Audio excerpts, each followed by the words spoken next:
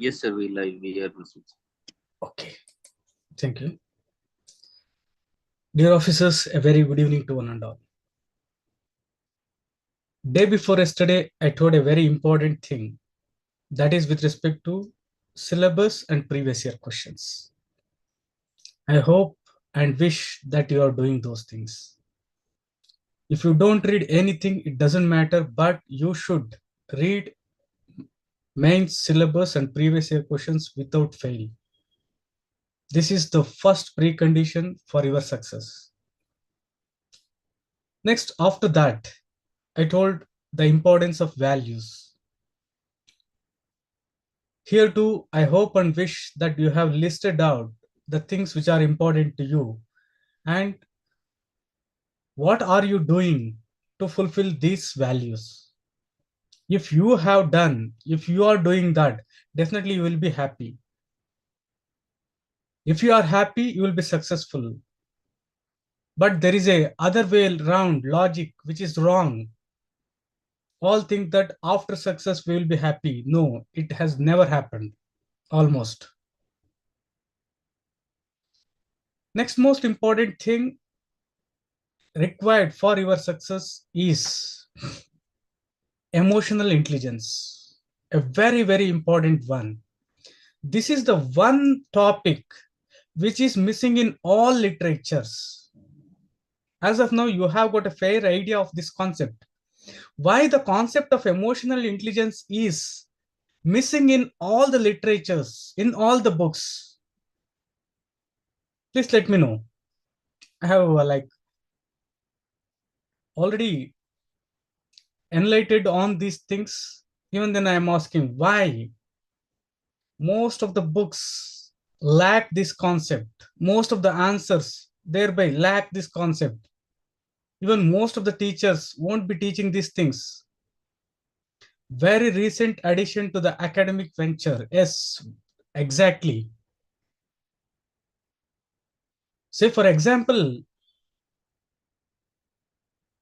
video conference, chat GPT, mobile phone. Was mobile phone available to Mahatma Gandhi? Not at all. Those things were not available to the previous generations. For the 21st generation, you have got a concept, emotional intelligence. I reiterate, make it a point to use this concept in all your answers. All your answers. It is a very profound concept. It's so profound that out of the 7 chapters which are mentioned in ethics, which is the most systematic addition, one chapter, complete one chapter deals about this. Not only that, you also require a great amount of emotional intelligence. This UPSC preparation, in my opinion, is a mind game. It needs stability. I have not come across any individual who has not cried with respect to the preparation. Ye kya ho raha hai? Where am I? Not anxious. Say here, what is emotional intelligence? As UPSC itself has defined, emotional intelligence is the ability to make your emotions work for you, not against you. It's very important for your preparation. Not only that, for your well-being. So how to be emotionally intelligent? Very, very important. First of all, here you have to recognize two important things. One is this topic is not just about you, it is about others also. Two things. One is you and the other is the environment around you. Very, very important. The first thing is recognizing emotions. He will be repaying, he was not repaying, and many things like that. So I was disturbed. It was affecting each and every aspect of my work. So here, what you should be doing is, first of all, you recognize those emotions. how you are feeling. Say, for example, there's a person, a hero or a heroine or anything, just by their sight makes you something like happy. There may be some people, just by seeing them, you may get irritated. Why is that happening? Say, for example, evening at 8 o'clock, always I'm not feeling like reading. Why is that? First of all, you have to recognize. Afterwards, you have to understand. Afterwards, you have to manage. So this is a very, very important one for all your problems. Say, for example, UPSC preparation, you are feeling anxious. Ask a question, why? You're feeling like there are too much to read. I have got too little time. What will happen? Will I clear? Will I not? In all those things, sit in place calmly and just analyze, just recognize. First, to begin with, recognize why you are feeling. Until and unless you do this, not at all possible. And the second component is with respect to others. This is very, very important with respect to human relations. Often, we are alone, though we are in society. The reason is we are not having good relations. Relations define one of the most important thing defining in happiness is relations also. If you have good relation, definitely, inevitably, you'll be happy. So how to develop, how to make someone friend, how to have good relations? The first thing, has you recognized your emotions? The basis for any relations is empathy. Empathy is understanding others' perspective, others' knowledge by putting yourself in their place. So if you have got like quarrels with your friend, with your spouse, with your parents, just do this homework first. Be empathetic. Means you put yourself in your parents' place. Why they are acting like this? Definitely you will find a solution. Anything. And also here, dear students, one important thing, there is nothing to fear. If you fear, your life has not begun. In reality, life starts where fear ends. To sum up, emotional intelligence is a very, very important topic.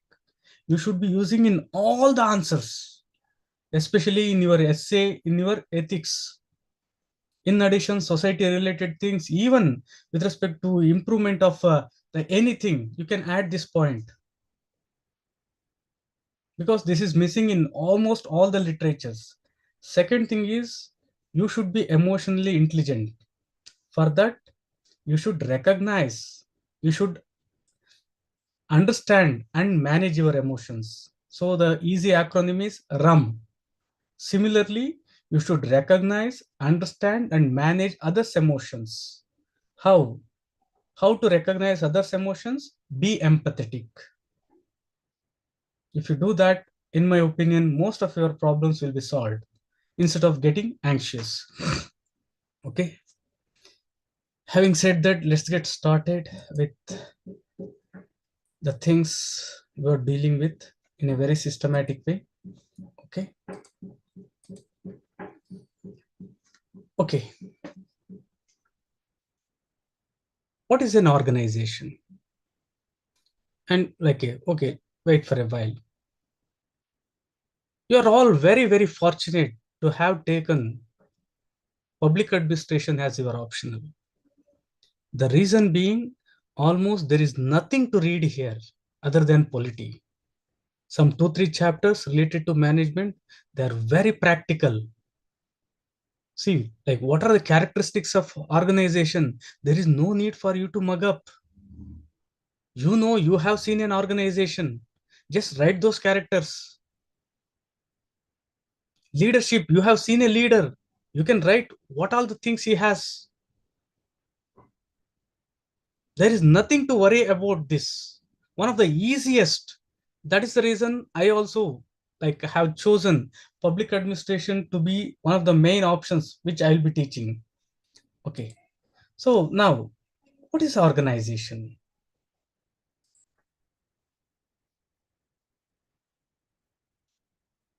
What is organization? In your own words,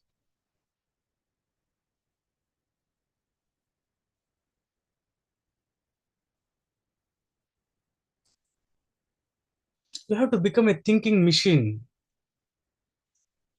Okay, let me see some of the answers.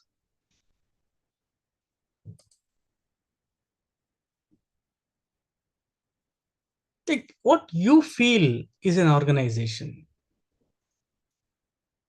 Social unit which is structured and managed in pursuit of collective goal. Very nice.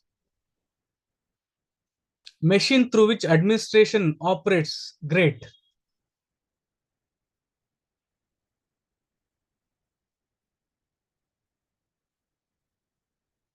Then what else?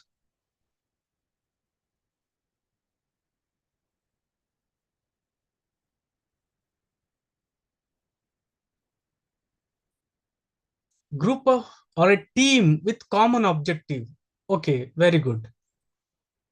Group of people which work for a particular situation. Instead of particular situation, it will be better if you say like particular goal. Good. Group of people working for similar goal. Similar, okay, like little refinement, common goals instead of similar, it would be better. Organize a structure which helps administration to achieve the goal. Very nice, very nice, good. Then what is a team? Social collective aiming for achieving targets. Great. See, this is the one required in the exam. They don't want robots, they want civil servants who have their original thought. What is a team? You define in your own words. In our optional, there is nothing concrete. Let me make this point clear to you. Nothing concrete. Even the meaning of the like subject public administration itself is not concrete.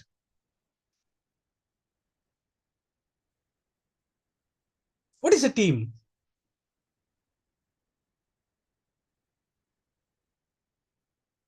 You should try in your own words. These are the words which you should be using. Okay. Group of people. Team is a group of two or more people cooperating to achieve the goal or target. Great. Very nice. Which work together for common goal. Very good. Then group of people working towards a common idea.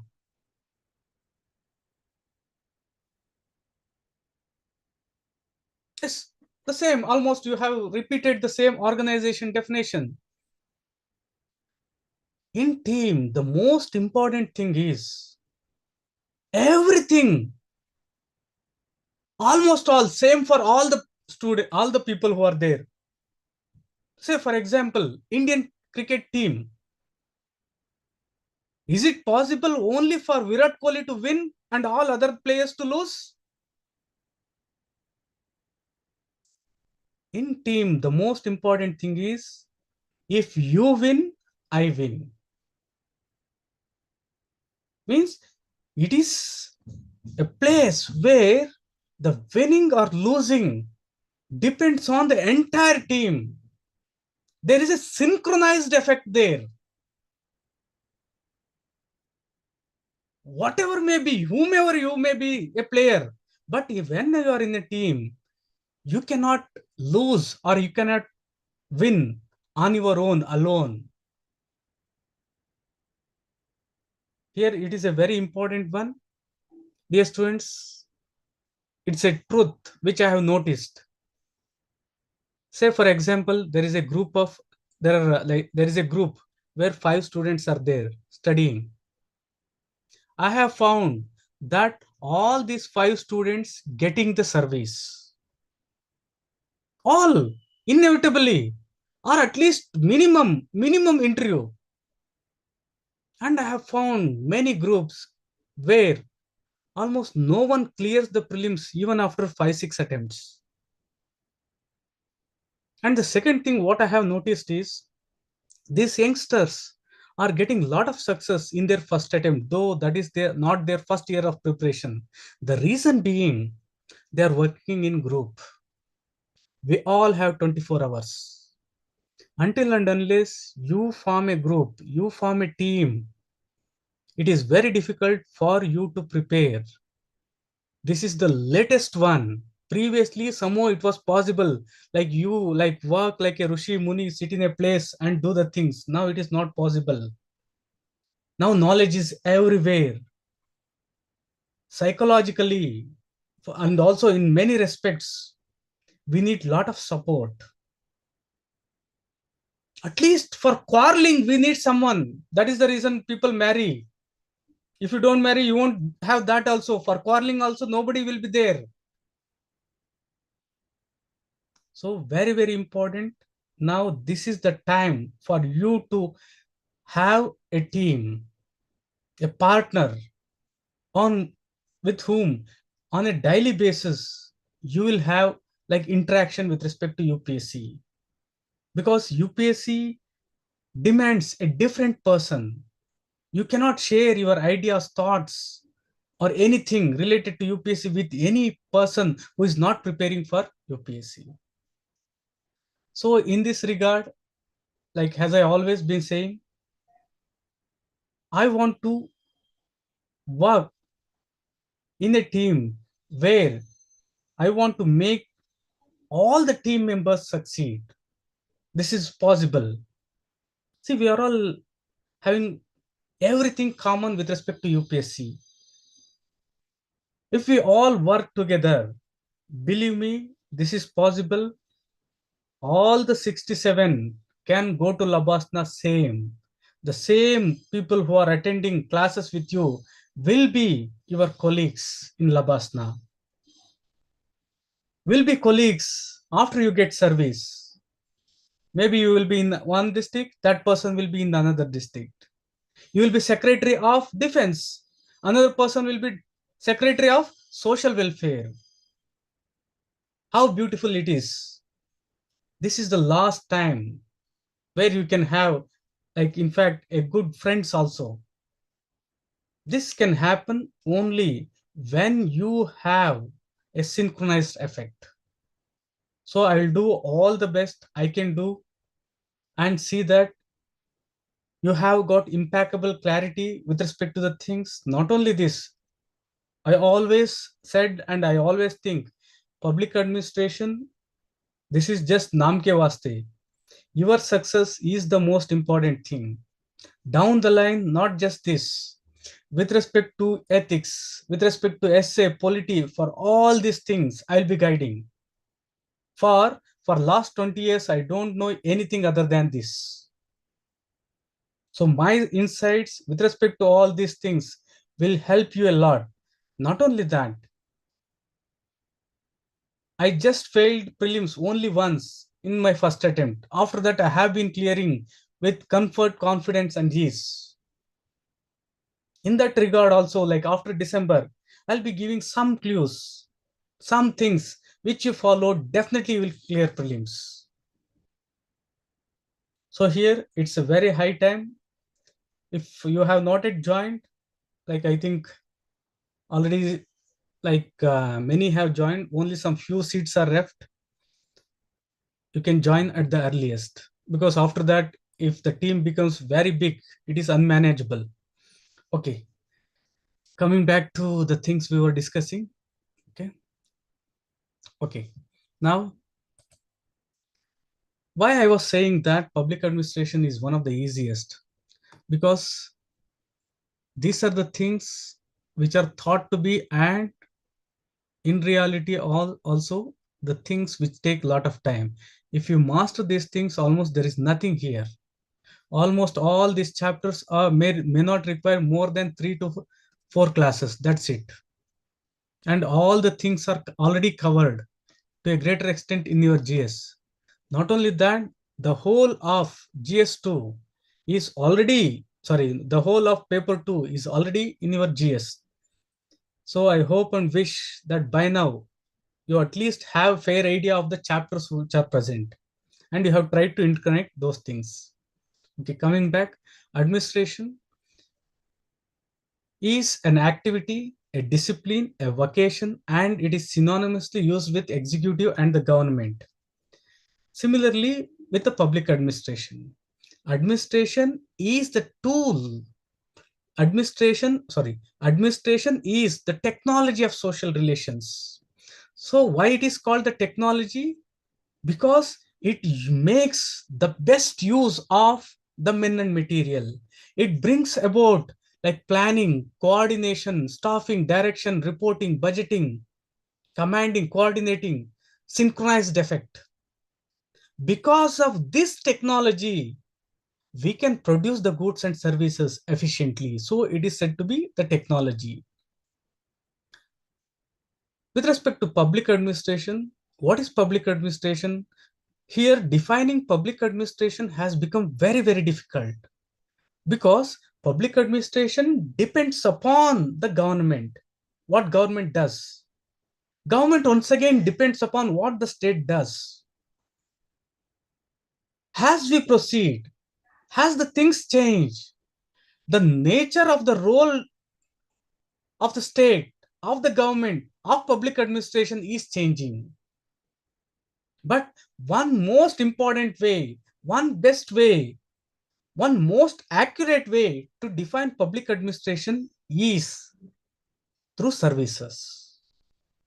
So providing services is the most important main objective and it is defined on those lines. Public administration is providing services to the people. It is the main objective of public administration. Okay. With respect to organizations, we have got organization universal, similarly has marriage and family. This is a very important question in sociology and anthropology. The very first beginning they asked this one. Marriage is universal. Family is universal, but there is no universal definition of marriage and family. Similarly here, organization is universal. Organization is fundamental, but there is no universal definition of organization. Because the people who define, they define in different contexts and with different perspective. So say for example, military organization and also a scientific organization, they may be entirely different. Non-governmental organization, still different. So it is difficult to have universal definition. So what best can be done? This can be defined by looking into some of the characteristics which are present. Right? Common characteristics. So now I want you to answer. See here, once again, this is a very, very simple subject, but people have made this complicated. In mains, there is nothing rigid. So what are the characteristics of organization? Just don't remember anything what I told yesterday. Just remember any organization. Think of an organization. Say, for example, Amazon. So what is there in Amazon? Everything related to Amazon. If you write, those are the things. So now, please tell some of the characteristics of organization. So Amazon. What does Amazon do? To begin with,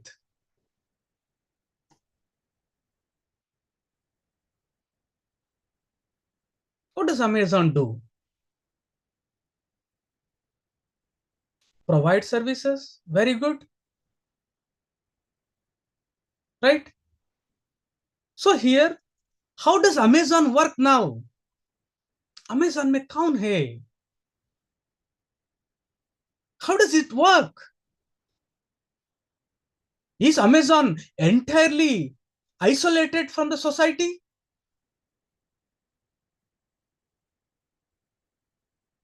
For their employees and other members, very good. Is a unit of society, very good. Human collective,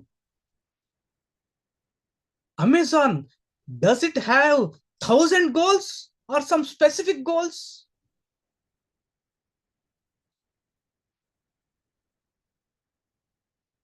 Specific goals,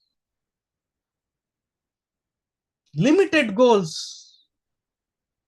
Is Amazon a simple organization or a complex organization? Complex organization. Not simple. It's not simple. Very, very complex. So this is it. This is it. All the things already you have said. There is nothing to remember. And here, if you forget some 2-3 points, it's okay. Nobody bothers about those things. Right? The same things what you have told in a systematic way. Nicholas Henry says that organization is a collective, organization is a purposeful, means it is artificially made. Complex human collectives have specialized and limited goals, provide services, depends on exchanges with the environment, part of the social unit. It is integrated with the social system. Secondary relations are there. There are not like primary relations, no, secondary relations. And also there is sustained cooperation. So by analyzing these things, and also here once again, you should not end here. You should put your points or points also. Is this clear to you? Characteristics of organization, it is not the end. You can also put some characteristics here. That is the beauty of this subject. And until and unless you do this, definitely that mental revolution won't happen. Okay. Now, think that you want to provide services. You want to produce products. Then how you want to have the organization? So whenever, say for example, think that I want to provide guidance to UPSC aspirants. I want to teach UPSC aspirants. This cannot happen without organization. So then, how should an organization be? Not just what I said, coaching institution or anything. What should be the nature of that organization? If you want to build an organization, how should it look? Think it over. You want to build an organization for providing services or to produce services. How that organization should be. Okay, let us take one familiar example. Start has a team, very good. Interconnection. Okay, say for example, think. Let us start with something which you already know. Say for example, you want to start a coaching institution. What is coaching institution? Is coaching institution an organization? Definitely. Right? You are the administrator. Like you are the in administration. How you want the institution to be?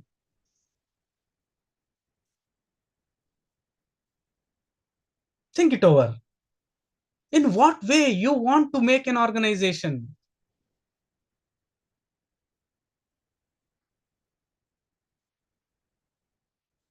Just think. No need to answer also. In what way? Open organization, purposeful. Okay. What way you want that organization to be? This is the thought which has produced two broader organization models, that is open and closed. So first is closed model. Are you getting me? When you think of building an organization to produce the goods and services, how the organization should be, what should be the model of that organization, is the thing which is present here. One is closed model of organization. In fact, this is said to be the classical organization, the model of organization which came before the open model in a very concrete way. After closed model is also known as bureaucratic, hierarchical, formal relations, completely rational and mechanistic model. Afterwards, there was an element of flexibility. There was element of like human nature, human element missing in all those things. For that came the open model of organization. In the closed model, it was like a not a permeable, opaque model. What it thought is like this is the organization want to produce goods and services. It was always thinking only on these lines within the organization itself. It never thought that there can be something outside the organization.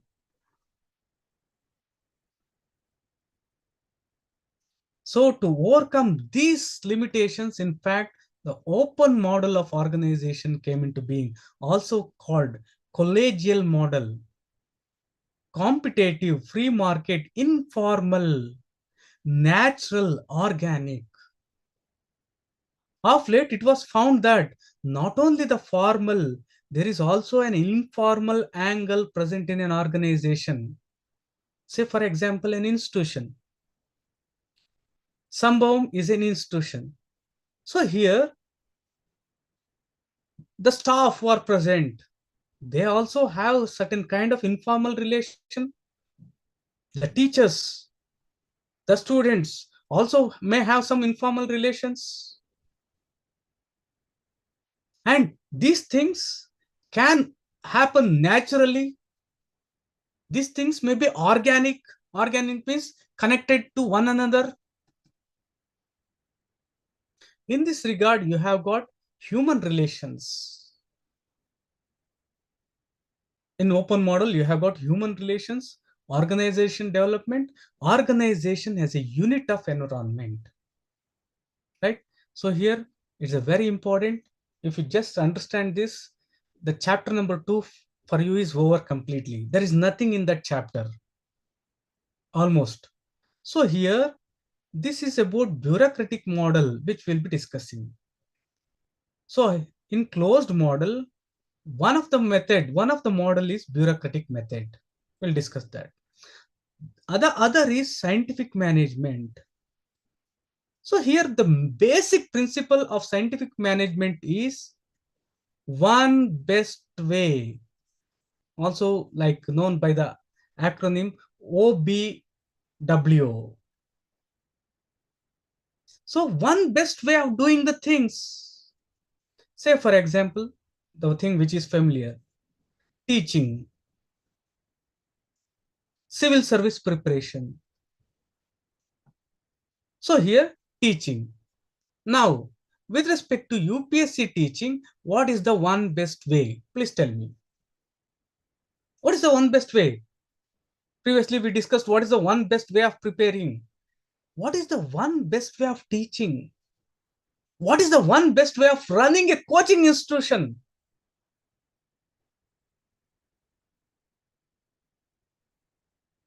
Okay, now listen to me. One best way is the most important one, and in fact, it is the main reason for the emergence of America, USA, and also your Russia. Because government itself employed this method in these countries. What is America? America was just a colony. Colony. So who went there? In fact, noble people never left their places. Thieves, some people, things like that. These people went to America. And it became, in fact, now see the irony. These people who went and settled in a new place, these people are now having a greater say on the whole world. So America became strong.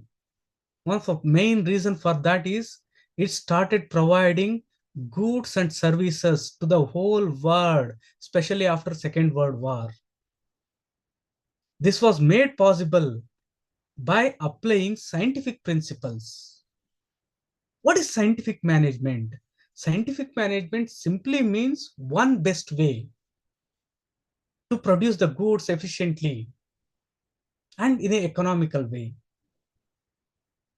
Here I have already given you an example, the same example I will be giving again. Say for example, there is a worker, or like there is a cart, there is a trolley. There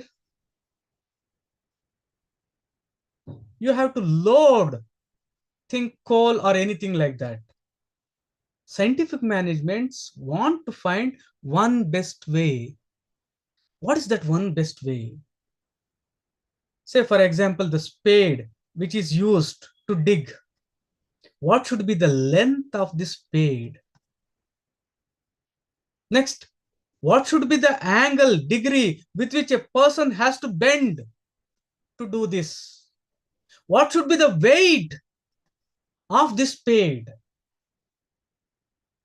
Should the person, say for example, should the same person fill the basket and put in the cart? Or should there be any person, one person will be filling the basket and afterwards one will be pouring that into the cart? Not only that, should we place only 10 kg in the basket? Or should we put 20 kgs in the basket? Or 50 kg in the basket? How? What is the best way? So here, time and motion studies were conducted. Based on that, standardization of the things happened. The present system, what you have, we have taken many things for granted. These were the fruits of scientific management. Scientific management simply about one best way. And also it gave some of the revolutionary concepts like piece rate system. What is this piece rate system? Previously, come to work at 10 o'clock and go home at 5 o'clock. All workers will be given, say for example, 500 rupees. This was a method. In piece rate system, the payment was based on the amount of work you have done. If you have done more work, then you will get more wage. Not just from morning to evening you are there and you will be getting the salary. Not only that, the present recruitment, the present training, all these things are the fruits of scientific management. Say for example, UPSC. Why did UPSC introduce CSAT, Civil Service Aptitude Test? Because in civil service aptitude, they have included communication, interpersonal skills, logical reasoning, data interpretation, basic numeracy, comprehension. All these things are required for a civil servant. And there is an element of scientifically making the things here. What is your opinion? Is history more related, more relevant, more useful for civil servant, or CSAT more relevant, more useful for civil servant? What is your opinion? Definitely both have their own pros and cons. In your opinion, which is having more relevance? History or CSAT? Definitely CSAT. So here the same scientific principles are applied. Scientifically selecting, recruiting, afterwards seeing whether he has learned the things or not. All these things are done in a very systematic way, right? Next, there is another variety in the closed model, that is administrative management. So what is this? The crux of this? The crux is just, it's about principles. They say that I have got the solution. I have got the principles. Just apply these principles. You will have everything: efficiency, economy, effectiveness. These people, they say that work is a work anywhere, whether in private or public, whether it is in house or whether it is in army.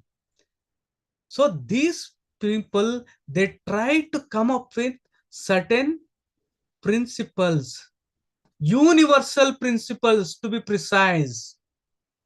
And in fact, it is one of the most redundant and like outdated one, because it is a human organization where you cannot have concrete principles like E is equal to mc square. But these are the things which were the very foundation for the development of the management. So here, two important things: scientific management is about finding the one best way in everything you do.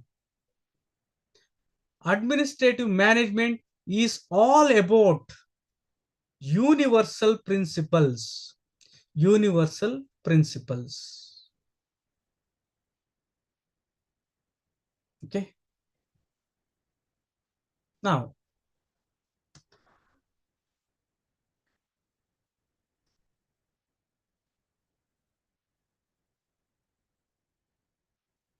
one minute.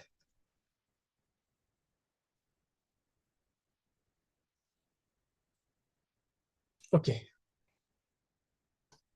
Now, think of a military organization. Just like you shouldn't be taking much of your time. So, very fast. Think of a military organization or a police organization. Just write what all you come across there. What is there in this one? In military organization, what are the things present? Just go fast. It should be completed in just 2 minutes.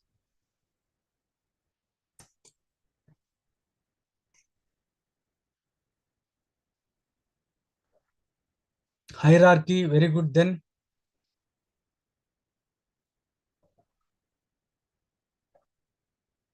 adherence to rules, regulations, division of work,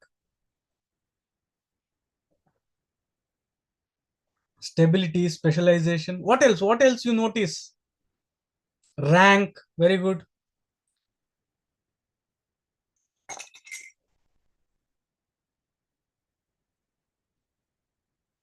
Discipline, vertical communication, adhering to the rules and regulations. Go ahead.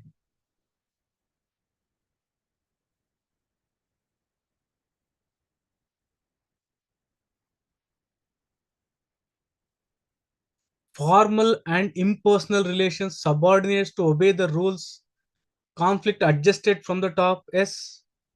If two soldiers quarrel, will they negotiate among themselves? No, conflict is resolved from the top.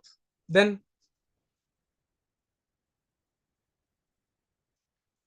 okay, okay, great. So nice. So now just listen to me. By this time, I think you hope Like you have gone through all these things which we discussed yesterday. So organization looks like a pyramid hierarchy. So because of this hierarchy, there's a continuous chain. There's a continuous chain of command. A person who is at the top will be able to control the person here. In fact, delegation happens because there is hierarchy. And it is said to be in a working in a stable environment. There's division of labor, means are emphasized, conflict is adjusted from the top, responsibility is emphasized, primary loyalty to the subunit. Knowledge is inclusive only at the top. Interaction is vertical but not horizontal. Interaction is directed towards obedience, command, superior subordinate relations, and prestige is internalized. One's formal office and rank determines the prestige.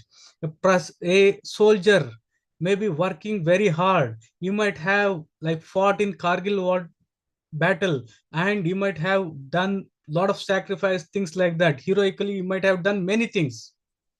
But in no case, his prestige will be more than any colonel, any commander, or anyone who is at the higher rank. So these are some of the things which we discussed yesterday. Now moving forward with a very important one, that is with respect to the bureaucracy. So bureaucracy is a very, very important one.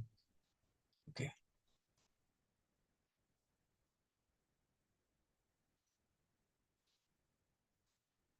Okay.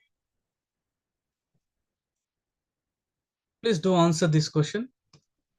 What is the most important specialization present in the government? We have got government. So in that, there's a very, very important area of specialization. What is that? Think it over.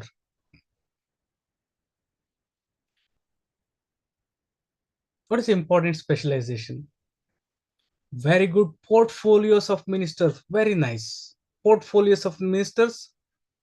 Can we think anything more than that? Above that? Any specialization above that? Cabinet. Okay. Still broader.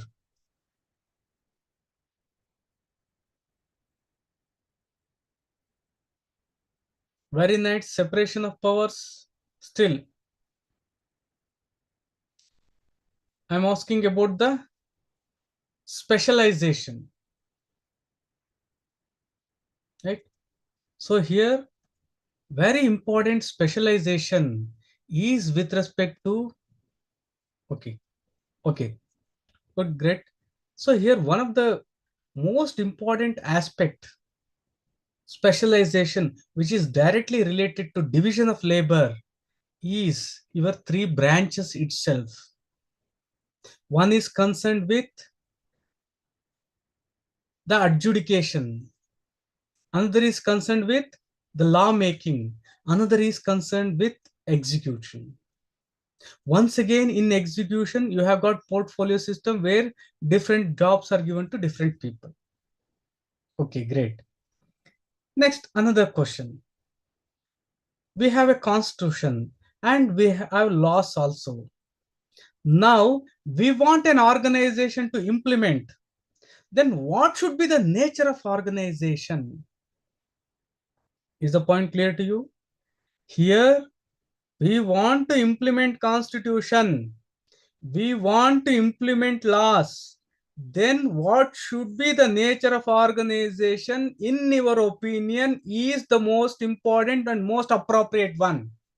How it should be?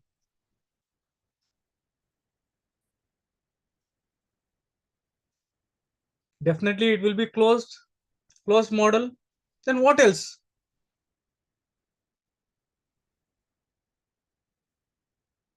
Should abide by the laws, lie with the constitution, in line with the constitution and laws. Okay.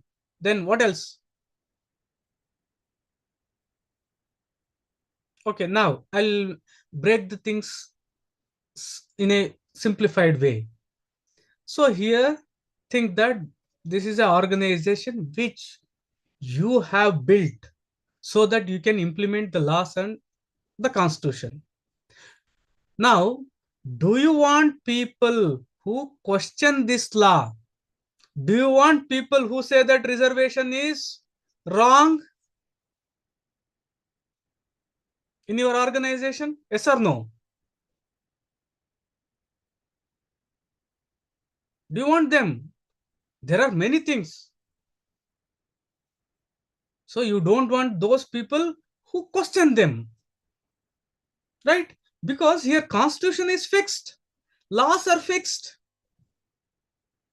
So here you want someone who just implement these things, who just execute these things, who just enact these things,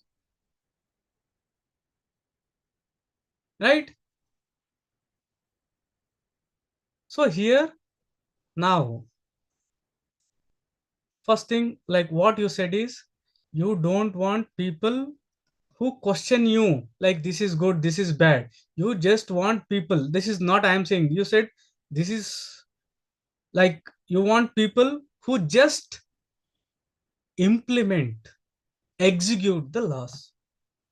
Then what should be the nature of the people who will be present here?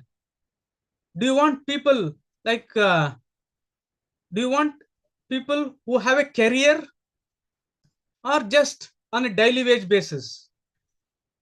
You want daily wage basis people or career service who stay in a career service, right? Now, do you want people here to implement and execute your constitution and laws be selected based on merit system or just on the whims and fancies of the person who is holding? So merit system. So this is it. This is it. So here, this is the very, very fundamental, the crux of bureaucracy. Bureaucracy is based on laws, based on rules. It is impersonal. The most important word should be impersonal. It is not based on anyone's wishes. So here, to maintain that, it should be neutral. It should be anonymous. Anonymous. Doing behind the screen. Is it clear to you? So here, this is the logic of bureaucracy. So in bureaucracy, everything, the means, the end, everything is already defined. Now you want some people to fix so that these people carry out these things, right? So now you give me the characteristics of an organization which should do this one. So we have got constitution, laws, rules and regulation. So for them to be implemented, you want an organization. What should be the characteristics of this organization? Think it over.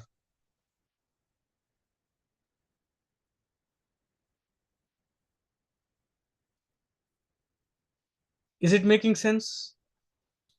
Are you able to resonate? Are you able to think in these lines?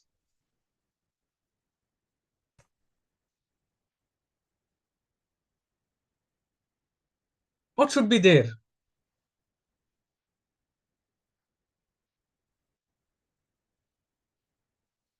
Impersonal organization. Okay. Okay. Impersonal organization. impersonal organization. Then what about structure? How you want the structure of this to be? Like, don't get, see, you have to think and answer. Don't answer by preconceived ideas or thought. You want an organization to implement. So here, first is one is structure. There you will have people also. What should be the nature of people?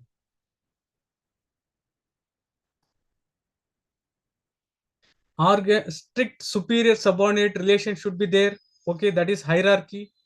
So Tiwarji is saying that hierarchy should be there. Superior subordinate relation. Otherwise, it is not possible to control 1 lakh people who are at the bottom. Then what else? Career service. Ethical and skilled. Very, very good. Ethical and skilled. So, ethical and skilled. How can you have skilled one? Selection based on merit and afterwards training them. Then what else? Knowledge should only be inclusive at the top. Okay. Promotion based on merit and skill. Very good.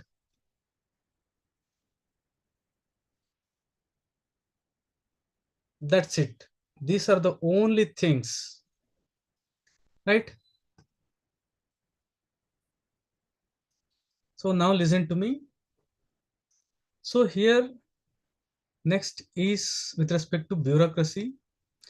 So bureaucracy is the most important of all the models. This is the one model on which most of the questions are based. For it is the one which is present in the government organization. So here, with respect to bureaucracy, some important points should be kept in mind. So bureaucratic organizations, like the things what you said, these are present in both private and also public organizations. In fact, it is said that all large organizations, all large organization inevitably requires bureaucratic structure. All large organizations. So here, let us discuss the things in a very systematic way. Bureaucratic theory is the earliest one. Bureaucracy is common in all sectors, but the one which we will be discussing, the one which is prescribed for us, is with respect to the Weber. So Weber, when he wrote the theory of bureaucracy, it was directly in public one. Means he was talking only about the public bureaucracy. So here, very important, if you want to specify, you have to use public bureaucracy, because bureaucracy can be present even in private organizations also. And bureaucracy should never be confused with civil service. To Weber, an impersonal, rule abiding, efficient, merit based civil service provided the surest way of fulfilling public interest. So, what should be the characteristic of civil service? What should be the characteristic of bureaucracy? What should be the characteristic for an organization? In public domain, the answer should be it should be impersonal. Means it should be guided only based on rules and regulations. Rule abiding, efficient, merit based career service. So these are the words which you should be concentrating. Next, the concept of public administration is directly related to public interest. To uphold the public interest, the civil services should be based on this one. So here you can just correlate to the values of civil service. Integrity, impartiality, non-partisanship, objectivity, non-partisanship, all these things are directly related to these things. Of late, they have added also empathy, tolerance, compassion for the weaker sections. But that should not be added here, because these were the things which they have taken from the human relations thought.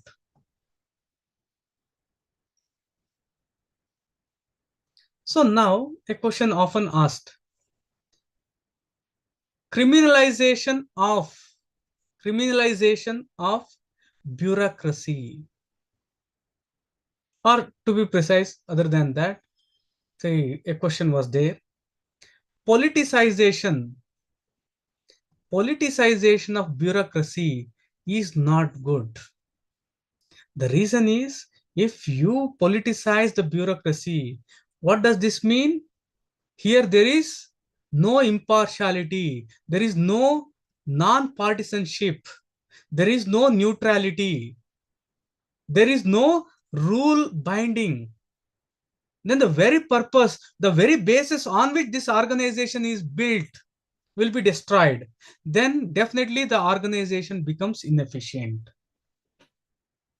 Bureaucracy or civil service can be effective, can fulfill the public interest only when it is impersonal. Say, for example, I am an IAS officer. So here, I'm not an IAS officer, but you have those things. Still, the ball is in your court. See, you can uphold public interest only when you are acting impersonally. Say, for example, Raghu Gowda IAS. So for all Gowda people, I provide some extra benefit. Will it be in public interest? No. I'm not abiding by the rules. So I'm not disabled. But somehow I said my leg is like this, something like that. One leg is short, one leg is that. I'm not hearing, I'm not seeing.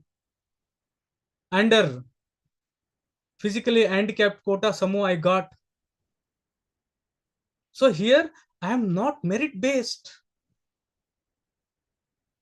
So when all these things are there, then only civil service can be efficient. Provide the surest way of fulfilling public interest in the face of a politically fragmented Germany and an arrogant, powerful, yet somewhat silly aristocracy. So this is about the background itself. When Weber wrote, Germany was politically fragmented and there was aristocracy there. Nobles were having say over those things, many of the aspects. Okay. So in bureaucratic theory, the most important thing will be impersonal organizations. No need for you to mug up any definition, but you should have the key terms: an impersonal organization, and it is there to for the execution and enforcement of legal rules in the organization.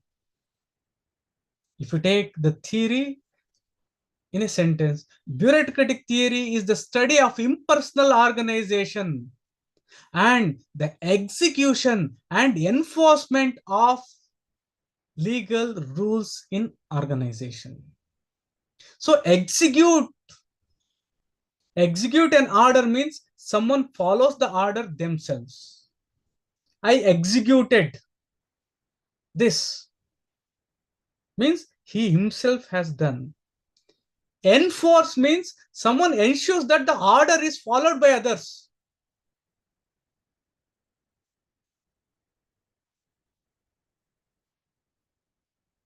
Director General of Police, he enforces the rules. At the same time, he enacts the rules. Right? So he execute and also enforce. Just for this, you can a small note. Execute means following on your themselves. Enforce means ensure that others follow.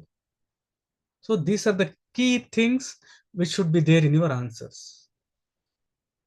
It is impersonal organization, and it is for execution and enforcement of legal rules in the organization. The same example. So bureaucracy involves exercising legal rational authority. This is once again the most important and fundamental for understanding bureaucracy. So here, let me know if, since you have completed part of polity and ethics also, you should be answering this. Power is a form of authority. Number one, authority is a form of power, which is correct.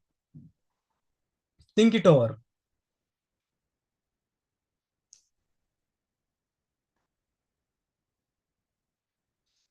Some say one, some say two.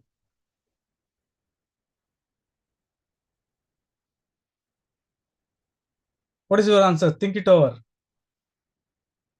Power is a form of authority. Authority is a form of power.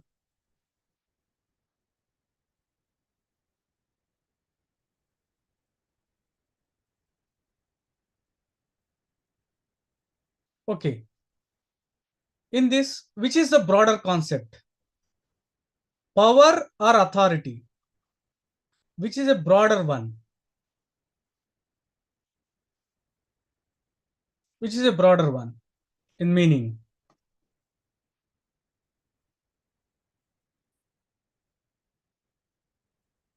Like already you changed the line. Previous answer was correct. Now you change the thing. If authority is a form of power, then how can it be broader one?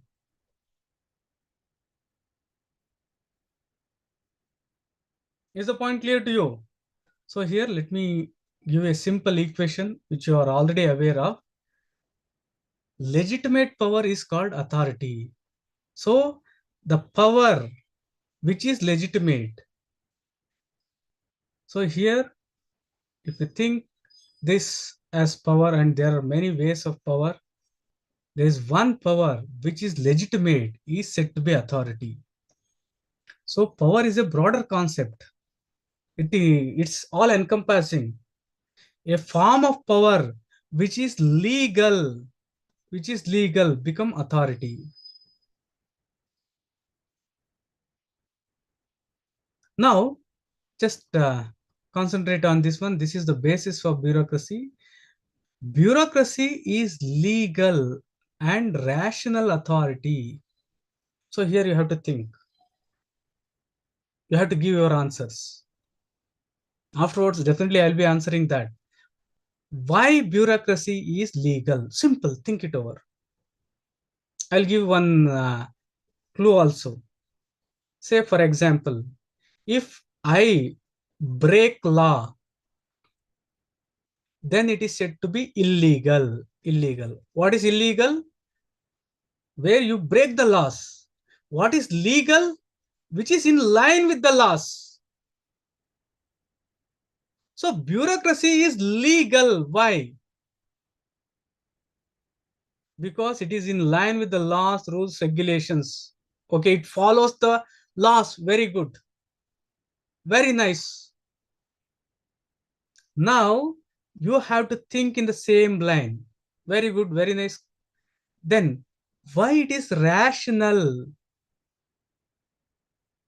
To understand better, why it is irrational?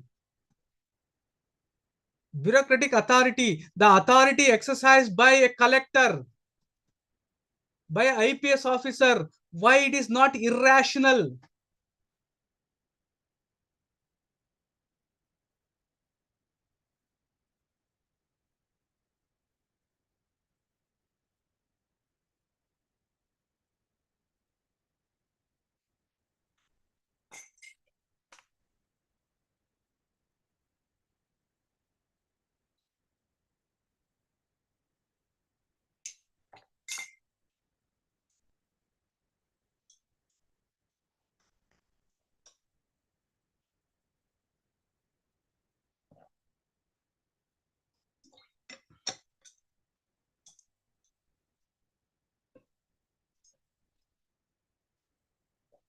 Okay. So now, okay, listen to me now.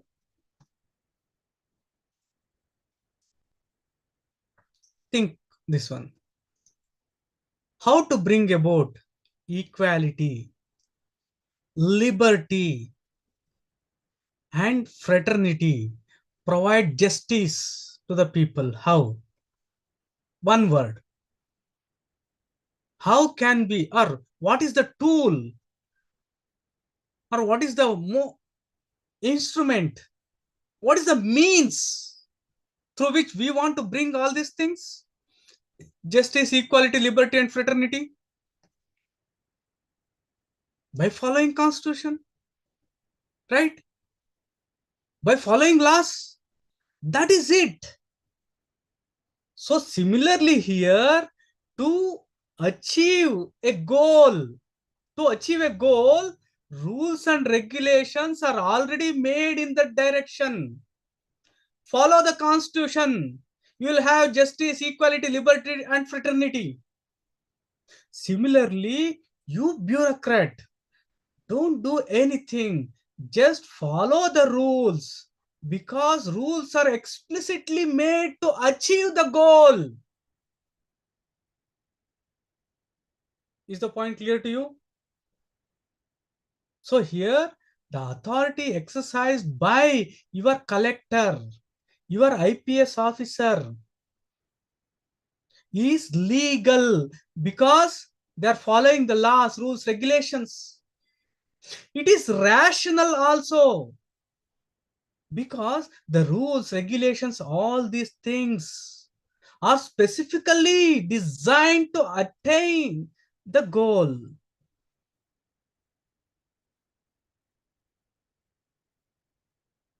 Here, obedience is not to the IAS officer. Not to the IAS officer. Obedience here is to the impersonal order.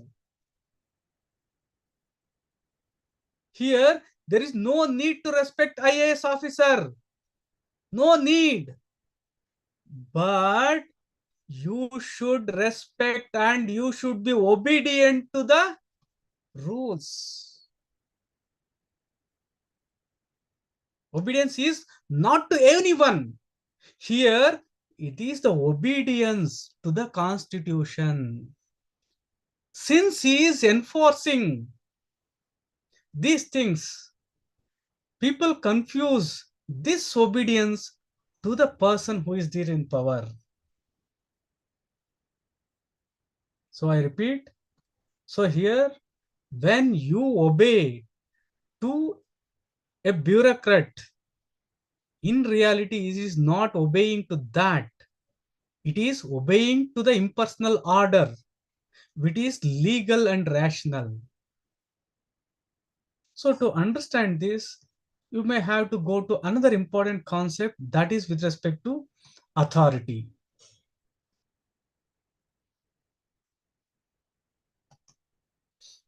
Authority is voluntary obedience.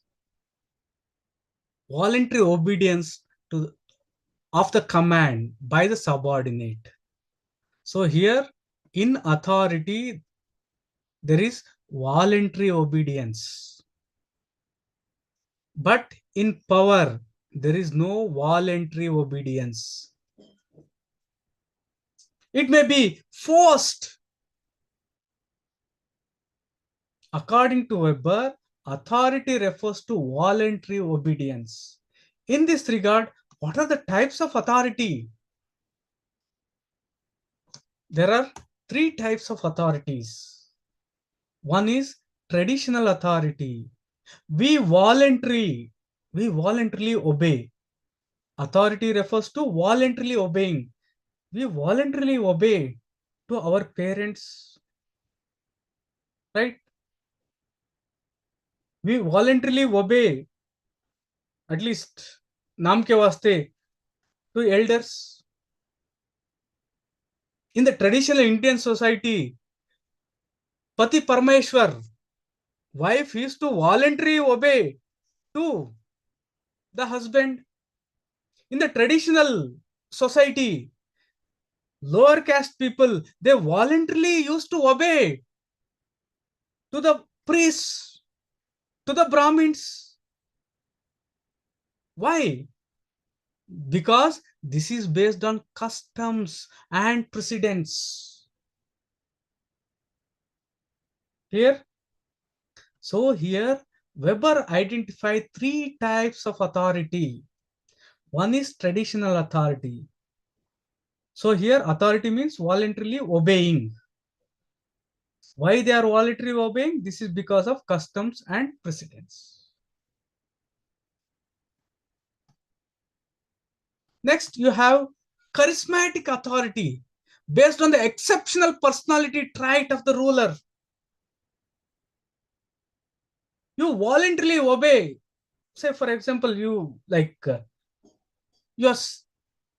especially this is very more profound, very much profound in southern part of India, where there is hero worship. They blindly believe what their heroes does. This is because of the personal traits of these people. So previously, say for example, a ruler or anyone, they voluntarily used to obey because of the exceptional trait. Say for example, Pujya Gurudev, Swami Vivekananda, or many, say Buddha.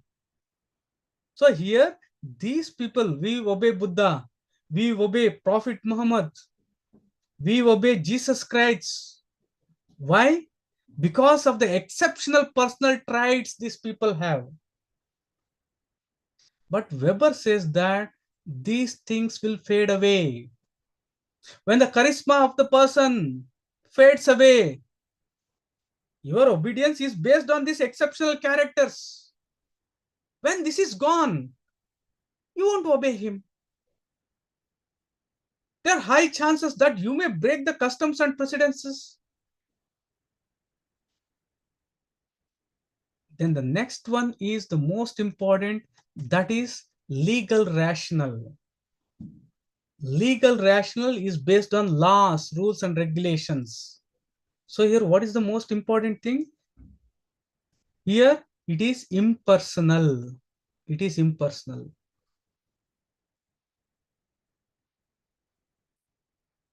These are related to the personal traits, the things which are there. But this is based on laws, rules, and regulations. So here, bureaucracy has this authority. So bureaucracy exercises legal rational authority. Here, obedience is not to the person who is there. Here, obedience is not to IAS, not to IPS. It is obedience to the impersonal order, impersonal law that the person enforce.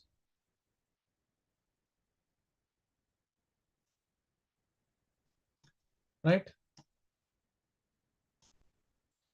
So bureaucracy exercises legal rational authority. Legal, how it is legal? Legal rational authority. Rational, how it is rational authority? So in this way, legal because authority is exercised by means of system of rules and procedures. The authority exercised. So authority in Weber terms is voluntary obedience. Voluntary obedience. So here it is legal because authority is exercised by means of system of rules and procedures, not by any individual. Authority is exercised by means of these things. Then it is rational also. It is rational also because in it, the means are expressly designed to achieve specific ends. So here the means are in the form of rules, regulations, procedure, precedences, anything. Clear? Any doubt with respect to these things? It is said to be legal and also it is said to be rational.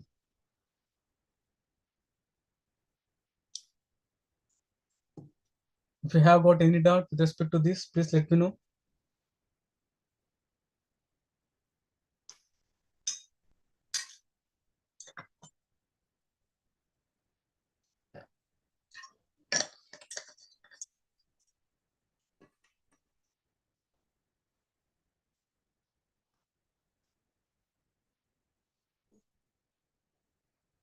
Okay, good.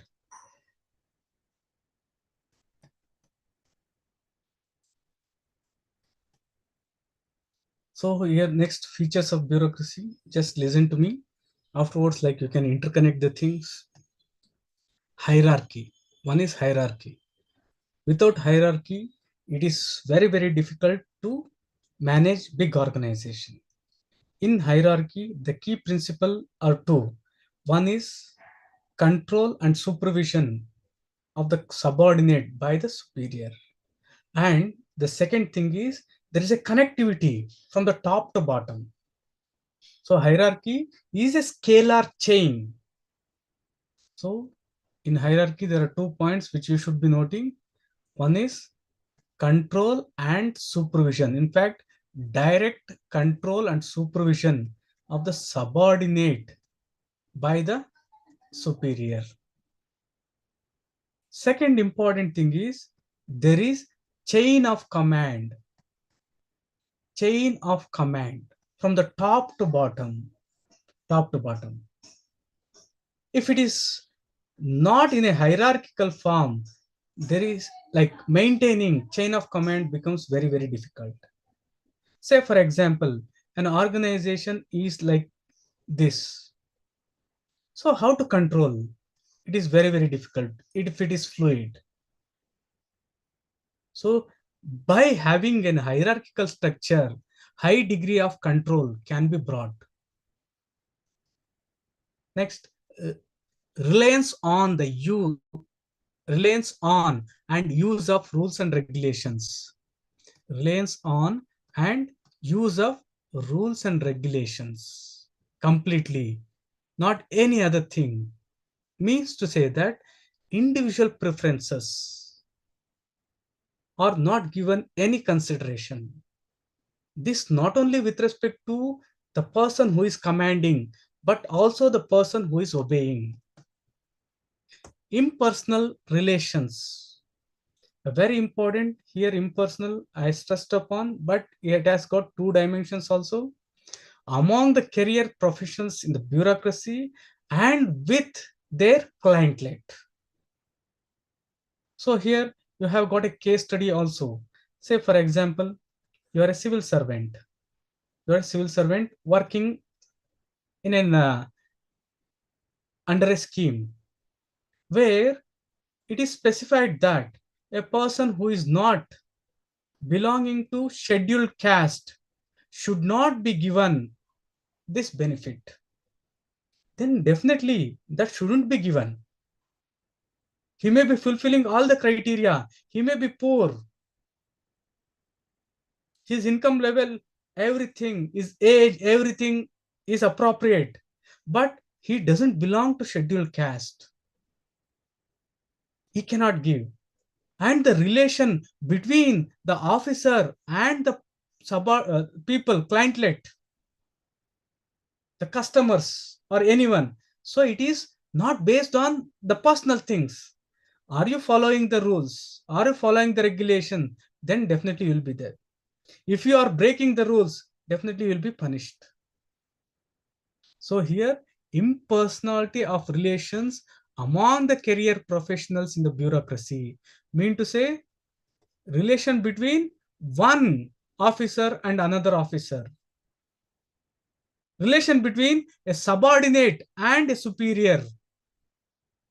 Relation between the officer and also the clientele is based on impersonal relations.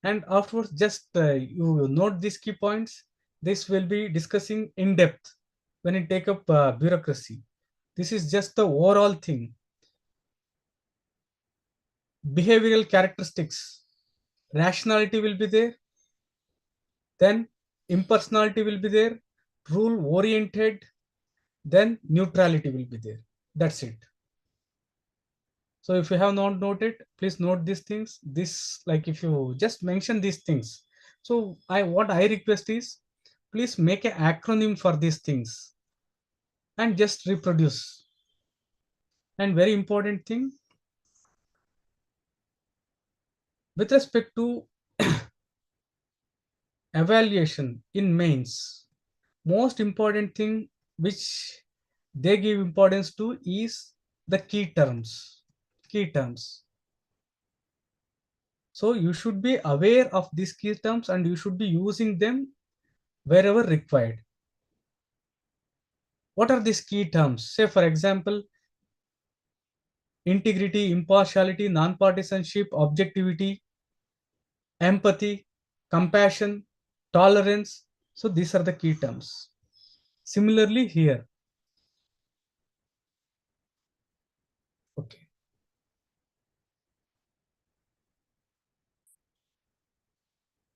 Good. So now is the second is scientific management. So with respect to scientific management, the most important aspect here is one best way. How to find the one best way? By doing research, by doing some experiments. So let me elaborate these things in a very broad way. Okay.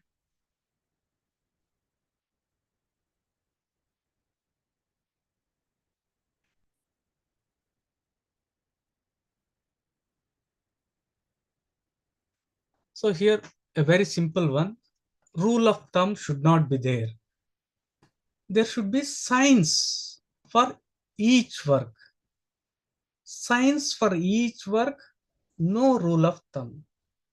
So rule of thumb, previously what was the thing is, the methods were based on rule of thumb, ROT. What is this?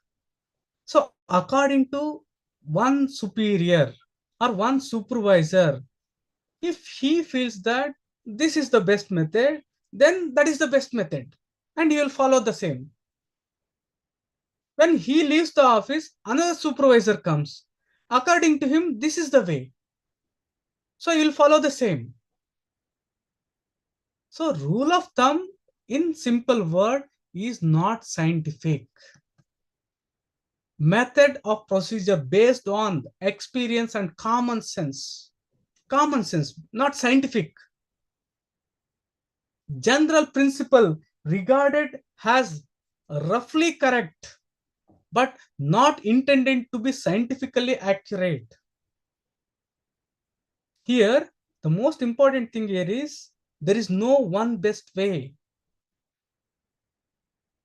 What is the best way to teach UPSC aspirants?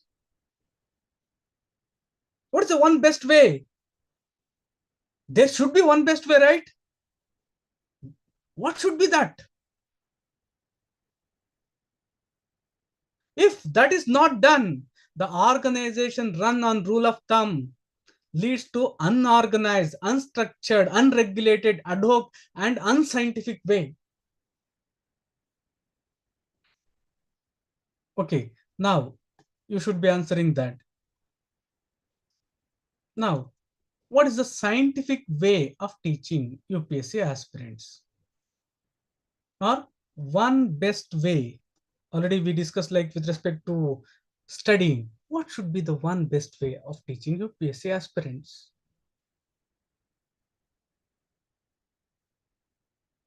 So here I already have given you, you have to find one best way to utilize your day and also to study. Is this point clear to you? You should find out one best way of studying to succeed in UPSC, and at the same time you should find one best way to utilize to make best use of your time. So what is the best way for teaching?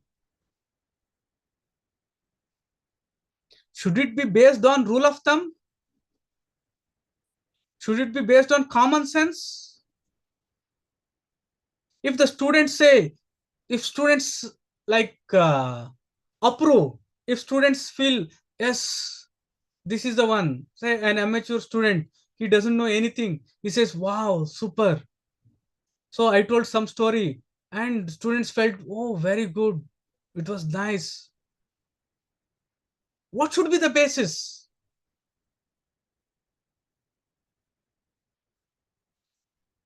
To teach in line with UPSC syllabus and previous year questions. Very good. Then what else? Very nice. Very nice. Now, very good. Like Tivarji has given the answer. Then next question is like based on syllabus and previous year questions. See, this is the one which you have to apply for everything to your day-to-day activities also. So says that teaching should be based on syllabus and previous year questions. Are teachers solving all the previous year questions? See, like it should not be personally like hitting on me.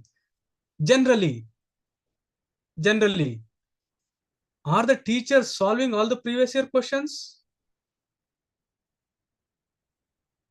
No, almost like almost no one, right? Next, are they giving more importance to mains? Prelims cum mains, उसमें mains का almost कुछ नहीं रहता, prelims ही रहता है. Till recently, almost there was no book for mains. Till recently.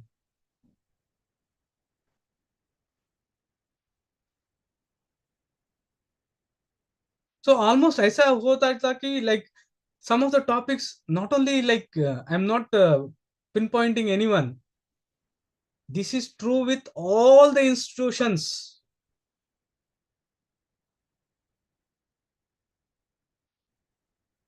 Okay, now what should be the optimum time required?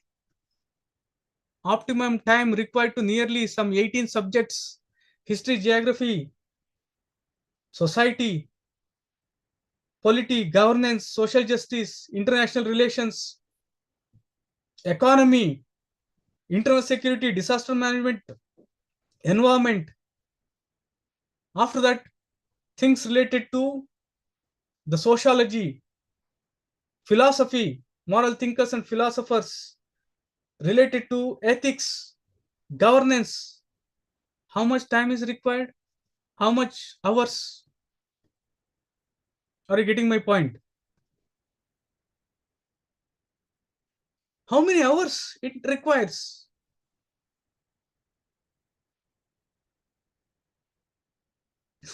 So don't tell me 8 hours. Once again, it may not be scientific.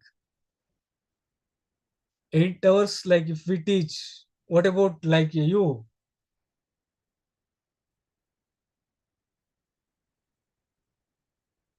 Similarly, here, with respect to you choosing the things, which book to read, which book not to read. So this is all about science of work. So here, how to find the science of work? So it should be based on experiment. It should be rational. Are the students able to concentrate if we teach 8 hours? What should be the time duration? Should it be like, think, see, this is the reason. Almost everyone says NCRT is important. Almost none of the institutions they speak of this. So here, do you think there is scientific way of teaching in UPSC preparation? In fact, no one says these things. In my opinion, what should be the thing is, one should come. There should be some rules like this. See, you first read these NCRTs. These are the minimum things required. Afterwards, you have to join. If you have not read, you won't understand these things. So there should not be any teaching like some facts, some things which is already there in book. Say Lakshmikant, say NCRT, all these things उसमें पढ़ाने का कुछ मतलब ही नहीं. And in fact, some of the students like whom I guided, I told them this is the way. Before you join any coaching, these are the homeworks which you should have done. So here, it is not like any critical criticism or anything. I'm just like highlighting some of the lacunae because that is not scientific. In fact, scientifically ऐसा करने के लिए गए तो for many students also won't agree. Like when I said, sir, like you just have to read previous year questions, many revolted also. Sir, how illogical it is. You are saying read the questions. I'm not saying like answer, just read the question. How can we read? We don't know the syllabus. So to know the syllabus itself, you have to read the questions. Okay, scientific management.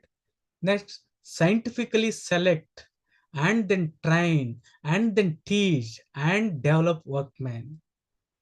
In this respect, civil services also, they are scientifically selecting. Now the once again, it may be like in civil service, this is the one.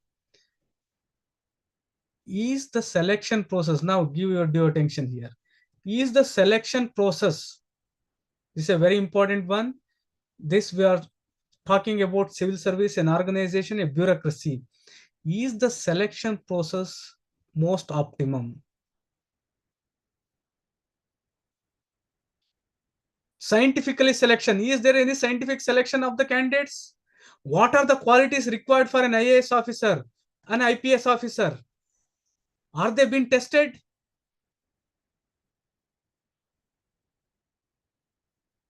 Is there scientific testing of the candidates, scientific selection of the candidates? Is it happening?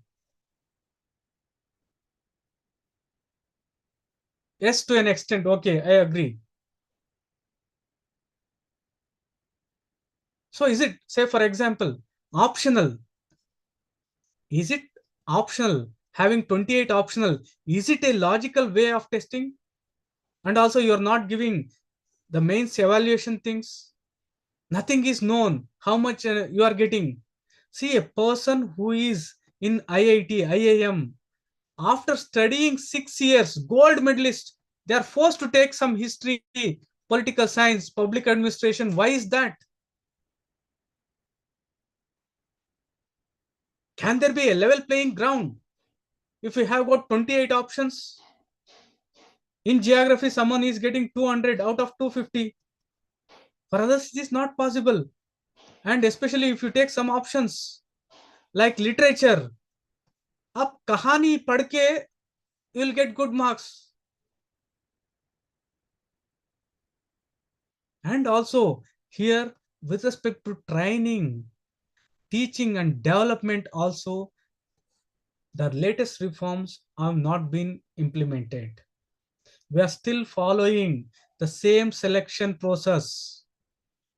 Way back some centuries before, they gave more like importance to humanities, history, geography, and of late some reforms. At least you are very very fortunate that you have some courses like ethics. Previously they were not at all present.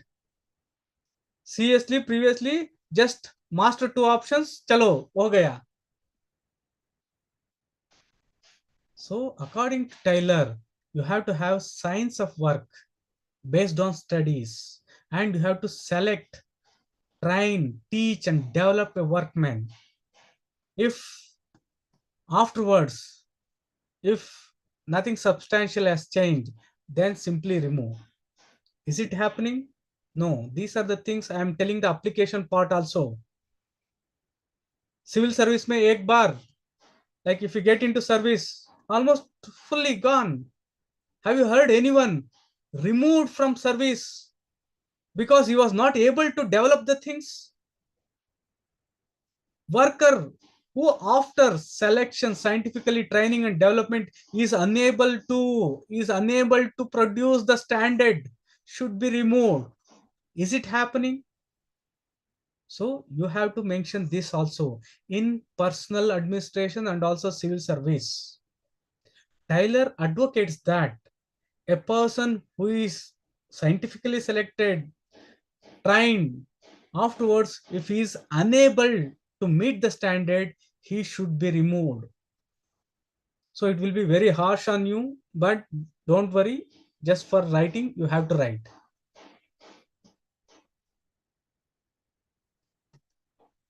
Bring together the science of work and scientifically selected man.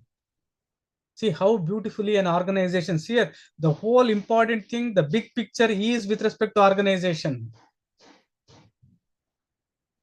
One is first of all, you are finding the science of work. Afterwards, scientifically selecting, training, teaching the human resource. Afterwards, you are bringing both these together. And there should be a mental revolution, new outlook. What is that? So here the mental outlook is there is a need of cooperation. There is a need of cooperation between the person who is at the top and also at the bottom. When workers and management work together, then only they can achieve the objectives. There must be equal division of work and responsibilities between the management and the workmen. So here, if you apply these things, you can build an organization. You can build an organization which is efficient, effective, right?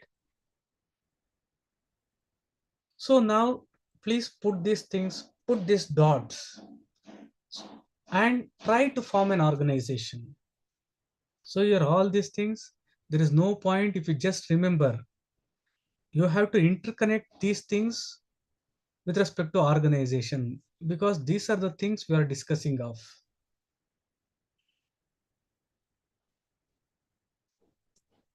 Right? So if you have got any doubt, please let me know now.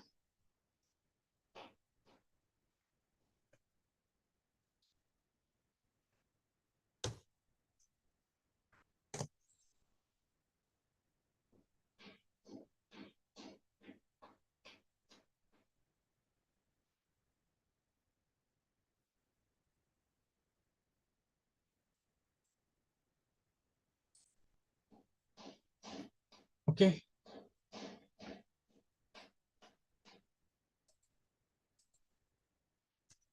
Any doubt? So here to give the gist, as I've already shown the syllabus, each and every aspect, each and every word in the syllabus, there is nothing difficult, but chapter number 2 and 3 are the things which are subjective. So here you should understand the concept. You should never mug up and you should write in your own words because you are also a person of logic or reason. There is nothing wrong you putting the things. Generally, with us coming to optional, generally, sir, do we have start with chapter number of syllabus or we are having just overview of this subject? So here, like a question here with respect to this, we are starting with the very fundamental one. In fact, if you can like look into that angle, we are starting with chapter number 2. So as I told you, chapter number 1 is nothing. Chapter number 1 simply deals what public administration as a subject is. From the beginning till date, what this subject deals with. It is not about any application. It's a very static one. We are discussing the concepts in chapter number 2, as I've already shown, like scientific management, bureaucratic, and the principles. To be specific, the first 3 chapters of chapter number 2.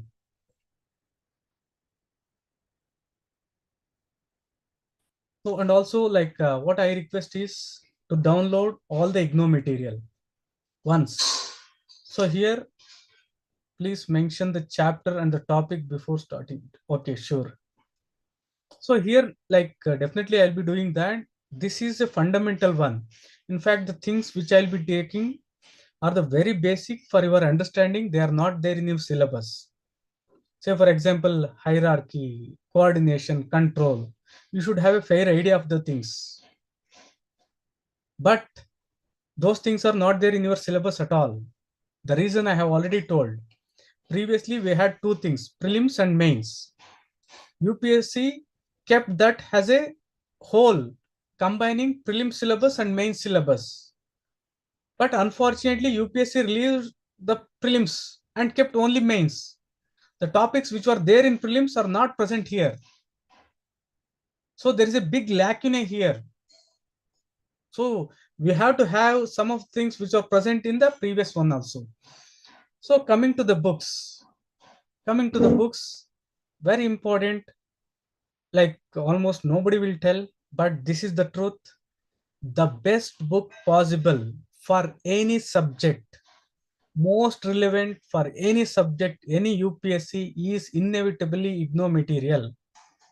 Inevitably the most important, the best. But the problem with this is it is too vast. Too vast. It may require like for you, like nearly like minimum 1 year to read all those things.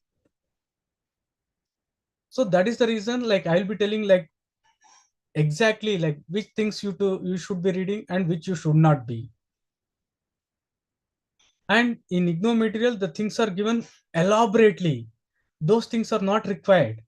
For you, you are getting questions just for 10 marks, 15 marks, 20 marks. If you have the concept clear, it's more than sufficient. So here, like coming to the second part. First thing I have told, IGNO material. In fact, if some teachers explicitly stress on IGNO material, definitely like it will be very difficult for the teacher to teach, because students may ask, sir, you have not taught this.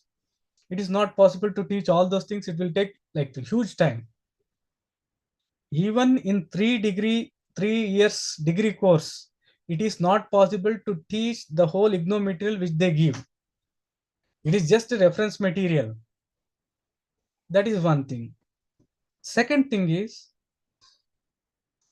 with respect to public administration, you have got paper 1 and paper 2. For paper 2, almost there is no standard book. All the things what you read will be only related to paper 1. So first material which you should be referring is IGNO material. In that, you should download all the chapters of degree and also masters. So as we proceed, I will also like highlight you and tell you the chapters and also where you have to read, how much you have to read. That is one thing. Second thing is for GS, like paper 2, there is no standard material. But there is one, Aurora and Goel. So this is like till date one of the standard books. So what I request is these things with respect to like paper 1, I'll be doing the work required. Taking, say, for example, the things which I told now are from Nicholas Henry. I'll be taking some of the things from Stephen Robbins. As we proceed, I will be taking some of the things from IGNO material, and for paper 1, I'll be providing all the things required, and I will tell you from where I picked also. But for paper 2, you should start now reading Rajini Goyal, Aurora and Goyal. Aurora and Goyal, you should start reading from now itself, because that is a very beautifully written book. This has been, but the problem with that is it is not fully updated. That is one. And coming to other books which we'll be covering, one is Fadia and Fadia. Though it is bulky, you have got two books, one for paper 1 and paper 2. These are very bulky, like maybe like nearly 1,500 pages. Fadia and Fadia, but good thing is they have covered most of the things according to syllabus. Second, similarly holistic book will be written by an IAS officer like Aribam. So Aribam also has written to a greater extent covering all the things in one place. So Fadia and Fadia, paper 1 and paper 2, and Aribam paper 1 paper 2. These will be covering all. That is one kind of thing. So here I have told you 3 sources which will be covering entire portion to a greater extent. Then afterwards comes some specific books. In that, we have got two important things. And in fact, like you can say three. One is Avasti and Maheshwari, book by Avasti and Maheshwari. Next is Sadhana and Sharma. These are the oldest books. And Sharma, like Sharma is in fact the first teacher of public administration. So Sadhana Sharma and Avasti Maheshwari, this is for paper 1. You can read. These also to a great extent cover paper 1. And coming to the most often spoken book, that is Mohit Bhattacharya. Mohit Bhattacharya is an excellent book. Here too, the problem is twofold. One is they have not updated the things. 20 years back, what I was reading, the same things are there. Like some chota mota addition, that's it. And afterwards, what you have is Prasad and Prasad. So Prasad and Prasad, it will be helpful only for thinkers. That is chapter number 2. Mohit Bhattacharya, I told it is like twofold difficulties are there, but it is an excellent book. What is the difficulty is, number 1, Mohit Bhattacharya has taken from very important sources and also foreign authors. So that makes the book little difficult.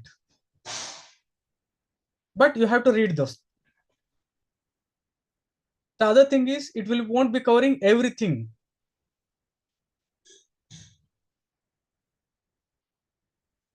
And one more book, I think I forgot I was about to tell. So this is about the present books in the market. I have touched upon all the things and I have told the pros and cons of all the books also. So now what you should be doing. And Nicholas Henry. Nicholas Henry is a very excellent book. And in fact, at the national level, at the global level, this is the book. I repeat, Nicholas Henry is the book at the global level.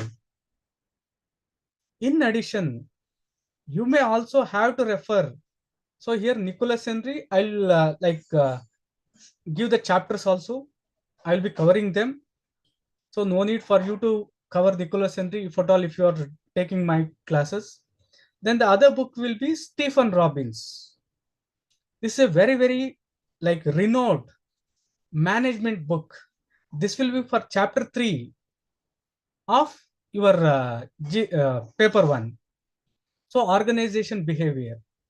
For better understanding of leadership, communication, control, all these things, motivation, you should be referring that book. So here, to sum up, very important, most of the students do a very big mistake concentrating only on GS1. Sorry, मुझे GS1 ही आता है, like paper 1. You shouldn't do that. So now it's a high time, start with paper 2 also. This is very simple to understand. You start with Rajini Goyal, Aurora and Aurora, popularly known as. I would have shown that. So you should start reading that, number 1. Number 2, if you have already joined, like if you already have some idea, you should start reading the Mohit Bhattacharya. So Mohit Bhattacharya, you first start reading that as a daily ritual. Daily half an hour, you just keep on reading without any other anything in your mind. So what I request you is to start reading Aurora and Aurora for paper 2 and For beginners, I won't like suggest Mohit Bhattacharya as of now, because if you read that, as I already told, he has directly taken from foreign authors, and these are difficult. You may find it very difficult. If at all, if you want, you can even start reading Mohit Bhattacharya from now itself. And also you can take Prasad and Prasad, a book. So here, like why I'm saying is, until and unless you have just two books and you repeatedly revise those things, definitely it is not possible to clear this exam. This was one of the mistakes done by me. I read many things, but I was not able to reproduce. Some 20 years back, I read all the like ARC report 10-15 years back, but I was not able to reproduce. Other than that, if I would have taken a simple book and if I have like just read them again and again, it would have sufficient. So here, my last word. So take the things what I gave as the basis. That is the cream, that is the crux. So here you just keep on reading those things. From then, just take the keywords. That keyword should be your synopsis. And also I'll try to give the notes in a word format, also A4 form, because all these days like for many days I have not done. So if I want like get into those things, it will be a different exercise. And also like in the weekend I will try to finalize the previous year questions. Say for example, last 30 years questions I have classified, and I will try to give you those things also. And in fact, the first I will see whether I can give paper 2 or paper 1. So that's it. If you have got any questions, you can ask me with respect to preparation or anything. So here, like already history, geography, polity, all these things you have already read. Please don't concentrate much on these things. Concentrate on public administration and other topics which are not there. Other than history and geography, you concentrate on other things. History and geography can be done after prelims, because in mains their weightage is very, very less. And whatever you read, you have to make a synopsis, short one. Okay. So please refer chapter wise. Definitely chapter wise also I will give the things. I don't want to confuse. That is the reason I have told. So like broadly, like as you're asking, I am already giving you three things, three books which cover almost all the chapters. One is Ignomaterial, second is Fadia and Fadia, and third is Aribam. But it is humanly not possible to read these things. Right? Okay. If you don't have any doubt, let us wind up the session here. Have a great day. Enjoy preparation. Thank you.